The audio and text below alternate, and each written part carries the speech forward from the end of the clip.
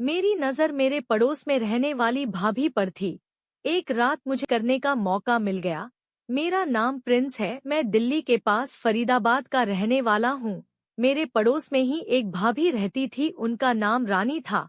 उसके पति एक बिजनेसमैन थे जो कि ज्यादातर घर से बाहर ही रहते थे। रानी भाभी के घर में उसकी बूढ़ी सास थी तथा रानी की 2 साल की लड़की भी थी।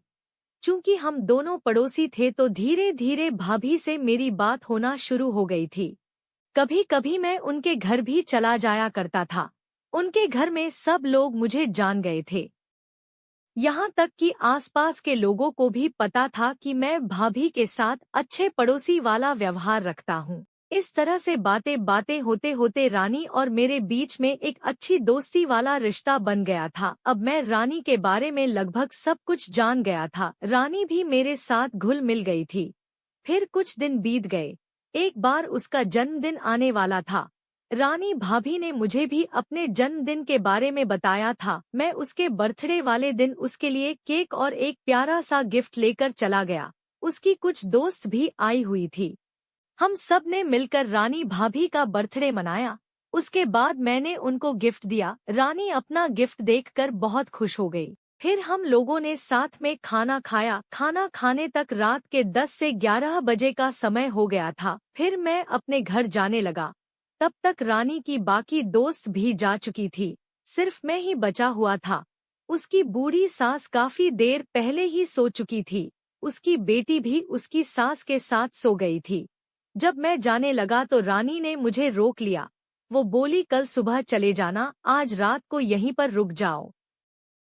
पहले तो मैं मना करने लगा। मैं नहीं चाहता था कि रानी और मेरे बारे में लोगों के मन में कोई गलत बात आए। मगर रानी नहीं मानी। उसने मुझे उसके घर में ही सोने के लिए जोर दिया। बहुत कहने पर मैं उसके घर में सोने के लिए राजी हो गया। रानी ने मुझे उसके घर में उसके साथ वाला कमरा बता दिया। लेटने के कुछ देर के बाद ही मुझे नींद आ गई। फिर मुझे कुछ पता नहीं चला। रात के 12 से 1 बजे के करीब मेरी आंख किसी आहट से खुल गई। मैंने उठकर देखा तो रानी मेरे पास ही बेड पर बैठी हुई थी। मैं उठकर बैठ गया। मैंने कहा, अरे भाभी, आप इस वक्त सब ठीक तो है न? वो मेरी तरफ देख रही थी। फिर वो बोली, हाँ सब ठीक है। मैं तो बस ऐसे ही चली आई थी। मुझे अपने कमरे में नींद नहीं आ रही थी।